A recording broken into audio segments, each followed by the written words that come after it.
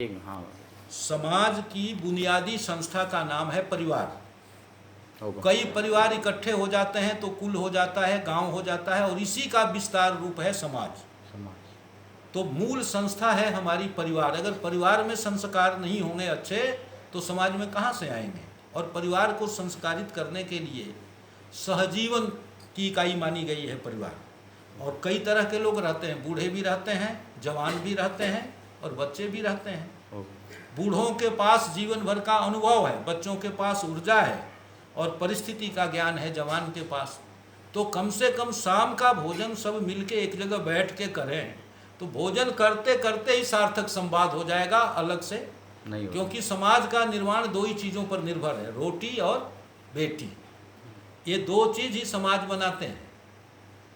तो पहला काम हो कि शाम की रोटी अगर साथ हो जाए। दिन में तो मजबूरी होती है, क्यों बच्चा है तो स्कूल जाएगा, बड़े हैं तो काम पर जाएंगे, बूढ़े हैं तो माला लेके बैठेंगे। लेकिन शाम को सोने के पहले जब भोजन आदमी करता है उस समय एकता करने का समय सबसे अच्छा है। दिन में भी हो जाए तो अच्छी बात, वो सब समाधान तो साथ बैठ के अगर खाना खाएंगे, रोटी साथ हो, पहला है ये है। वो हर बात तो समाधान भैया। और दूसरी बात ये है कि जो हम सिखाएंगे वही तो बच्चे सीखेंगे। और वाणी से नहीं सिखाया जाता, आचरण से। हम भाई भाई महीने में एक दिन साथ खाना नहीं खाएं और बच्चों को सोचे कि ये साथ रह जाएंगे, ये कभी संभव है? तो हम अपने आचरण से क्रांति शुरू करें। अगर दो भाई हैं तो अमावस के दिन बैठ के खा लें साथ। कितने तृप्त होंगे हमारे पितर। माँ बाप कभी अपने बच्चों का बुरा चाहते हैं? तो दादा दादी चाहते हैं क्या? तो उनके दादा दादी, परदादा परदादी तो कितने राजी होंगे साथ देख। तो कम से कम महीने में एक दिन, और अमावस का दिन हो तो और अच्छा। बाकी सब दिन बराबर है, मैं भेद नहीं मानता, लेकिन अमावस को शास्त्रों ने कहा है कि पितरों का दिन है। अगर पूनम के दिन घर में यज्ञ हवन हो जाए, सब स्वाहा स्वाहा कर लें। जो मंत्र आता है, कुछ नहीं आता है तो ओम तो आता है, ओम स्वाहा, आठाहुति सब लोग दे दें, एकता हो गई।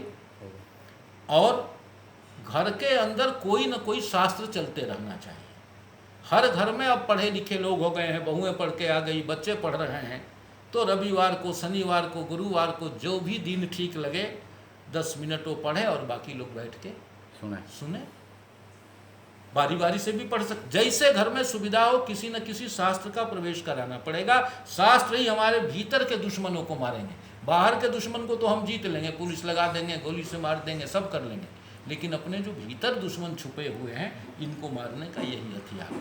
जिसको जिस शास्त्र में निष्ठा हो, मेरा कोई शास्त्र नहीं। जो रामायण को ठीक माने रामायण पढ़े, जो महाभारत को ठीक माने महाभारत पढ़ें, जो भागवत को ठीक माने भागवत पढ़ें, गीता, जो भी जिसको ठीक लगे कुछ ना कुछ पढ़ें और सब खाली जो हो बैठ के सुने। इसी से घर में परिवर्तन दिख जाएगा।